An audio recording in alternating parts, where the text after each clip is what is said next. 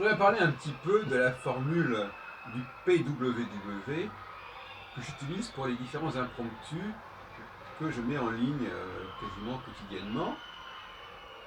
PWW, ça veut dire piano, wrist, whistle. Piano, wrist, whistle. Le piano, le wrist, c'est-à-dire le poignet, la base du poignet, et le whistle, le sifflement. Donc PWW, voilà ce que ça signifie. Donc c'est une façon nouvelle de jouer du piano. D'une part parce que il est complété, il est prolongé, il est en interférence avec le sifflement. Et là, on est dans l'altérité intérieure, dans mon propre jargon, c'est-à-dire que il n'y a pas deux personnes, il n'y a pas deux interprètes, il y a un seul et même interprète qui joue à la fois du piano et qui siffle. Et ça, c'est une nouveauté, on n'est pas avec la flûte, voilà, il fait les deux en même temps. Et puis alors le wrist, le poignet, c'est aussi quelque chose qui fait que l'on ne touche pas le piano de la même manière. On ne le touche pas uniquement avec les doigts, mais on le touche aussi avec la paume et avec la base de la paume, c'est-à-dire avec le poignet.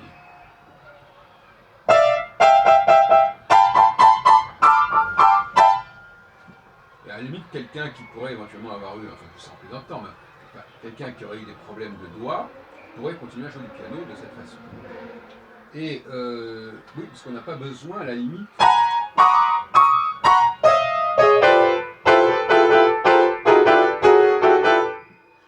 alors, je vous dis très franchement, la question de la notation n'est pas ma tasse de thé. Hein.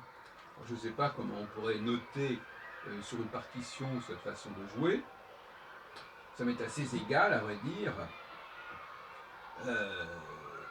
Parce que moi, ce qui m'intéresse, c'est l'impromptu, c'est l'improvisation et l'enregistrement.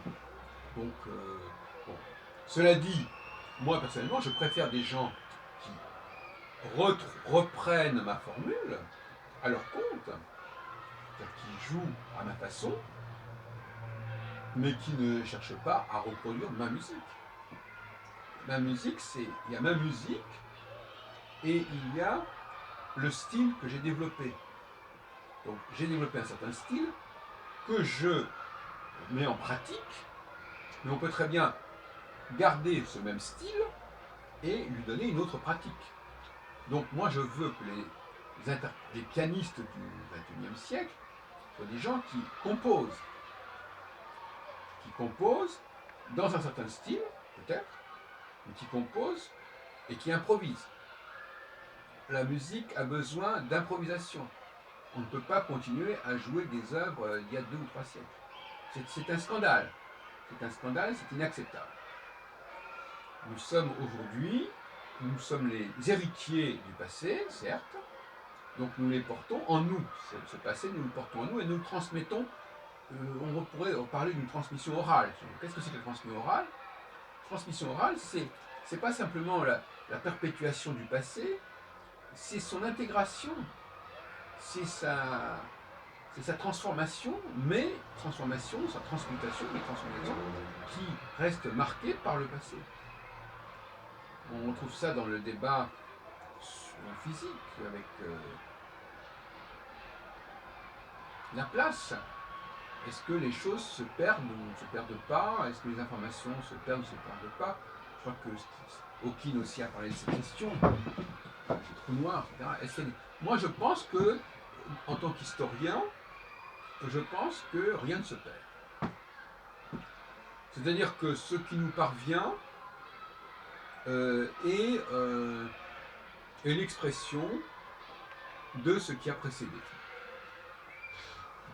Alors, cela dit, ça ne veut pas dire que tout le monde soit capable de restituer le passé. On ne leur en demande pas tant. Il y a deux façons de travailler. Il y a la façon de l'homme de la rue, de l'homme, le net homme, qui lui doit se contenter, en quelque sorte, de l'objet tel qu'il est donné aujourd'hui. en sachant qu'effectivement, il y a des choses qui sont dans la tradition, dans la filiation, etc.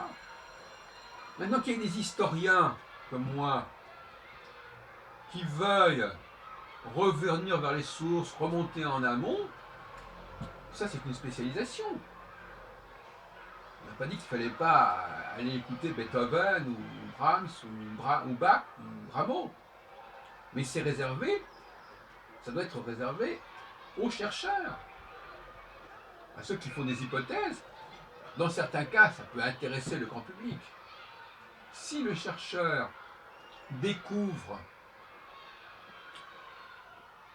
une structure fondamentale qui peut avoir été corrompue, qui peut avoir été recouverte, à un moment donné, on peut se poser la question de savoir s'il ne faut pas se recentrer.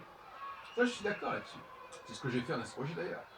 C'est exactement ce que j'ai fait. Je suis parti de la littérature astrologique telle qu'on la connaissait, et j'ai remonté le courant pour retrouver quelque chose de totalement nouveau. Mais en réalité, qui n'est pas du tout nouveau. Parce que on arrive à l'origine. Bon. En ce sens-là, l'historien a quelque chose à dire à la cité en dehors de ses propres recherches, qui sont là essentiellement, un, pour vérifier notre capacité à reconstituer le passé, et deux, pour éventuellement ressourcer. Mais, je répète encore une fois, le public de base n'a pas à entrer dans cette problématique. On ne va pas demander au public de base d'aller écouter du Bach ou du Beethoven, c'est ridicule. De même qu'on ne va pas demander au public de base d'aller étudier l'œuvre de tel et tel physicien ou mathématicien. On vit dans notre contemporanéité. Cette contemporanéité est porteuse du passé. D'ailleurs, Raphaël Prudentiaux va parler le 1er octobre à la rotonde de la Muette, d'ailleurs dans la foulée de ce que j'avais proposé à ce moment-là, dans le précédent Café Philo, de cette question des rapports complexes entre le présent et le passé. Les gens ne comprennent pas certaines choses et je voudrais le préciser. À savoir que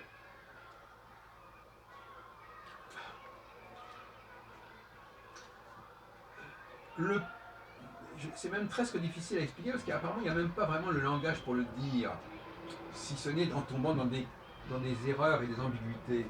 Je vais essayer de le faire pour terminer cette petite causerie sur le travail de ressourcement. En musique, par exemple, moi je dis que quelque part je ressource le piano. Et je ressource à partir de tout un bagage de mélomane que j'ai constitué pendant 50 ans. Alors, il y a une différence entre aller vers le passé, c'est-à-dire aller rechercher des documents anciens, et le fait de restituer le passé à partir du présent. C'est pas le même travail. Quelque part, ça se recoupe, forcément, mais c'est pas le même travail. Et il est important que cette deuxième façon de travailler ait toute sa valeur et soit reconnue comme telle. Moi, j'appelle ça l'histoire organisationnelle. C'est-à-dire qu'on essaie de comprendre comment les choses se sont mises en place. Parce que finalement, ce qui est vraiment fondamental, c'est ce qui a perduré. Je parle au niveau, par exemple, des modes de fonctionnement cérébraux, sociaux.